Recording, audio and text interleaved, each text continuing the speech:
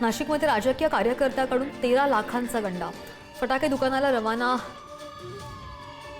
करून परवाना मिळवून देतो असं सांगून 13 लाख उकळून फसवणूक केल्याचा प्रकार उघडकीस। जालन्यामध्ये कंत्राटदाराच्या घरावर सशस्त्र दरोड्याचा प्रयत्न करणाऱ्या टोळीचा पर्दाफाश। जालन्याच्या चंदनझिरा पोलिसांकडून कारवाई। 6 दरोडेखोरांच्या आवळल्या मुसक्या, गावठी पिस्तुलासह धारदार हत्यारही जप्त। जळगावच्या 40गाव शहरामध्ये नागद रोड परिसरामध्ये किरकोळ कारणावरून 2 गटांमध्ये राडा। गाडीला कट लागल्याचा वाद झाला आणि याच वादामधून झालेल्या मारामारीनंतर 2 गटांमध्ये राडा। परिसरामध्ये तणावपूर्ण शांतता।